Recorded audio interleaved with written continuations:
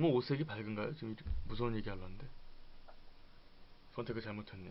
옷이 별로 없어서 옷을 별로 안 좋아하거든요. 강변 아파트 하면은 되게 좋아 보이겠지만 시골에 그런 조그만한 수로들 있죠. 하천들.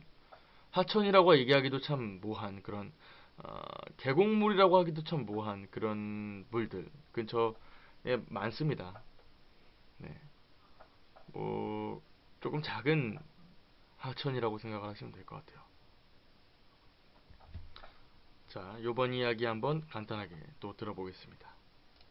자, 노래는 듣던 거 계속 들으시죠. 아니야.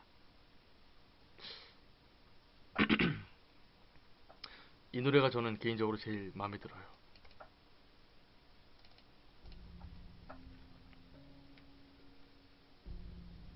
강변의 아파트. 대학 시절의 이야기다. 대학교가 집에서 좀 떨어진 곳에 있었기에 나는 자취를 했다. 대학교 근처 아파트 1층 방이었다. 작은 하천이 많은 거리라 살고 있던 아파트 뒤쪽에도 폭이 5m 정도의 수로가 있었다. 창문을 열면 바로 수로가 내려다 보인다.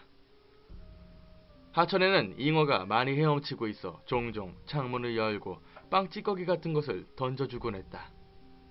그러던 어느 날 밤 나는 문득 눈을 떴다. 시계를 보니 새벽 3시를 지난 터였다.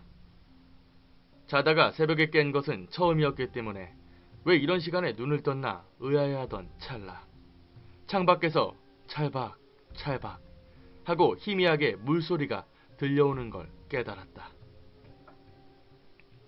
잉어가 튀어오르기라도 하는 건가 싶어 창을 바라보았다. 커튼 너머로 사람의 형태를 한 무언가가 창문에 달라붙은 채 조금씩 올라오는 것이 보였다. 창 밖에는 사람이 서 있을 공간 따위 없다. 창문에 딱 붙어 올라오고 있는 걸 보자 사람이 아니라는 것이 확실히 느껴졌다. 그놈의 상반신이 커튼 너머로 보이게 될 무렵 그놈이 천천히 손을 뻗어 창틀에 갖다 댔다. 창을 열려고 힘을 주는 것 같았다. 잠겨있는 덕에 창을 움직이지 않았고 창틀이 끼기기 하고 소리를 낸다. 놈은 움직임을 멈췄다. 지금 그 소리로 내가 일어났는지 확인하려는 듯 기척을 살피고 있었다. 나도 이불 속에서 꼼짝하지 않고 숨만 가볍게 몰아쉬었다. 서로 움직임을 멈추고 커튼 너머로 기척을 살피는 시간이 흘러간다. 실제로는 아마 5분도 되지 않았겠지만 내게는 그 시간이 영원과도 같이 느껴졌다. 그리고 그놈이 다시 움직이기 시작했다. 창문에 달라붙은 채 서서히 2층으로 올라간다. 잠시 뒤 놈의 발끝만이 보일 무렵 2층 창문이 열리는 소리가 희미하게 들려왔다. 그리고 커튼 너머로 놈의 발끝마저 보이지 않게 되었다. 나는 그놈이 2층 방 천장 바로 위에 있다는 것을 확신했다. 2층에 살고 있는 사람이 어떻게 되었는지는 이미 내 알 바가 아니었다. 단지 움직이지 않은 채 호흡조차 한없이 얕게 쉬며 윗방의 기척을 엿볼 뿐이었다. 아침에 올 때까지 나는 미동도 않은 채 오로지 기척을 죽이고 윗방의 기척을 살필 뿐이었다. 그 사이 윗방에서는 소리 하나 나지 않았다. 7시가 지날 무렵 옆집의 셀러리맨이 문을 열고 나오는 소리가 들렸다. 나는 뛰쳐나가 잠옷차림 그대로 그 뒤를 따랐다. 큰 길로 나와 친구에게 전화를 했다. 그 이후 한동안 친구네 집에서 묵다가 다른 곳으로 빠르게 이사했다. 몰인정한 이야기일지도 모르겠지만 윗방 사람이 어떻게 되었는지 그때 수로에서 올라온 것이 무엇이었는지 난 전혀 알고 싶지가 않다. 어쩌면 아예 확인하지 않았기 때문에 살아남은 것인지도 모르겠다.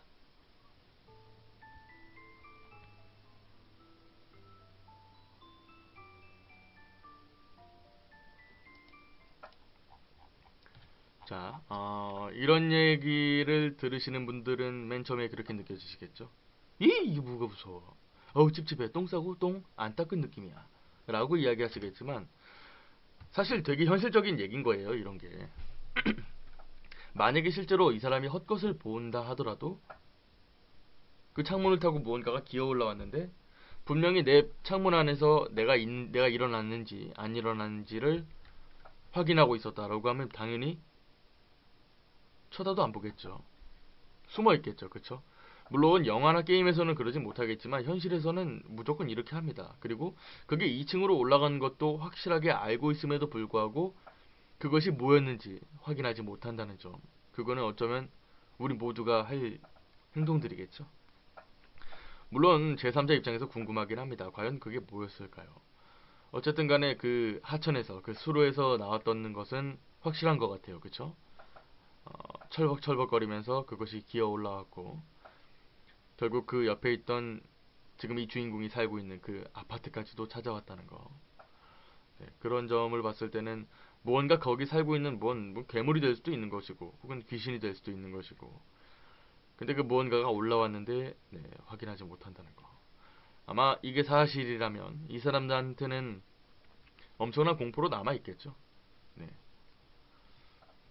뭐 아마 그래서 더 이상 확인하지 않았던 거고 확인했으면은 네, 제정신으로 못 살 것 같다 라는 이야기로 마무리를 지었습니다.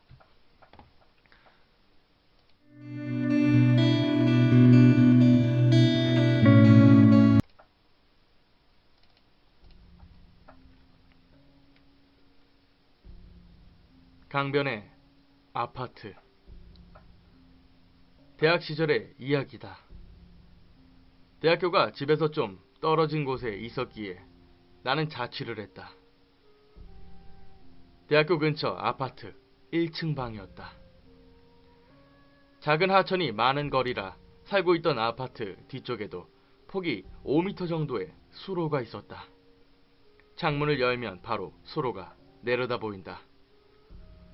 하천에는 잉어가 많이 헤엄치고 있어 종종 창문을 열고 빵 찌꺼기 같은 것을 던져주곤 했다.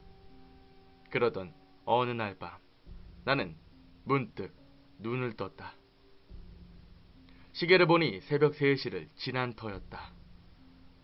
자다가 새벽에 깬 것은 처음이었기 때문에 왜 이런 시간에 눈을 떴나 의아해하던 찰 단지 움직이지 않은 채 호흡조차 한없이 얕게 쉬며 윗방의 기척을 엿볼 뿐이었다. 아침이 올 때까지 나는 미동도 않은 채 오로지 기척을 죽이고 윗방의 기척을 살필 뿐이었다.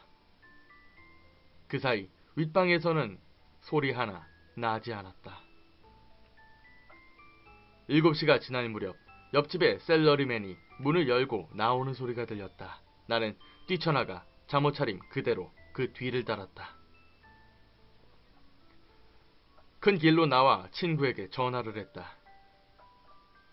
그 이후 한동안 친구네 집에서 묵다가 다른 곳으로 빠르게 이사했다.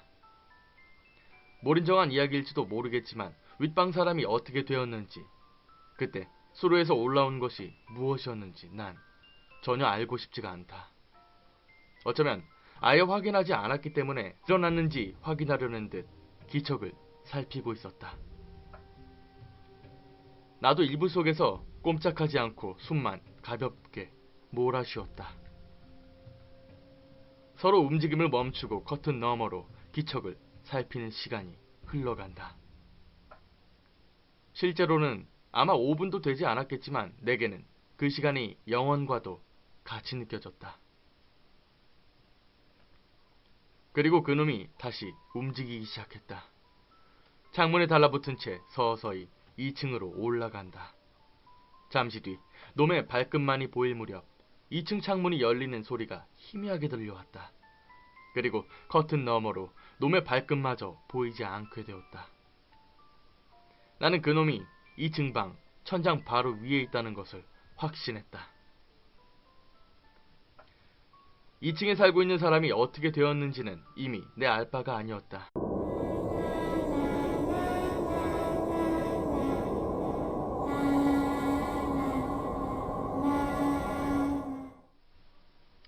너무 옷색이 밝은가요? 지금 무서운 얘기 하려는데. 선택을 잘못했네. 옷이 별로 없어서 옷을 별로 안 좋아하거든요. 강변 아파트 하면은 되게 좋아 보이겠지만 시골에 그런 조그만한 수로들 있죠. 하천들. 하천이라고 얘기하기도 참 모한 그런 계곡물이라고 하기도 참 모한 그런 물들 근처에 많습니다. 네. 뭐 조금 작은 하천이라고 생각을 하시면 될 것 같아요. 자, 요번 이야기 한번 간단하게 또 들어보겠습니다. 자, 노래는 듣던 거 계속 들으시죠. 아니야. 이 노래가 저는 개인적으로 제일 마음에 들어요. 라. 창밖에서 찰박 찰박 하고 희미하게 물소리가 들려오는 걸 깨달았다. 잉어가 튀어오르기라도 하는 건가 싶어 창을 바라보았다. 커튼 너머로 사람의 형태를 한 무언가가 창문에 달라붙은 채 조금씩 올라오는 것이 보였다. 창 밖에는 사람이 서 있을 공간 따위 없다. 창문에 딱 붙어 올라오고 있는 걸 보자 사람이 아니라는 것이 확실히 느껴졌다. 그놈의 상반신이 커튼 너머로 보이게 될 무렵 그놈이 천천히 손을 뻗어 창틀에 갖다 댔다. 창을 열려고 힘을 주는 것 같았다. 잠겨있는 덕에 창을 움직이지 않았고 창틀이 끼기 하고 소리를 낸다. 놈은 움직임을 멈췄다. 지금 그 소리로 내가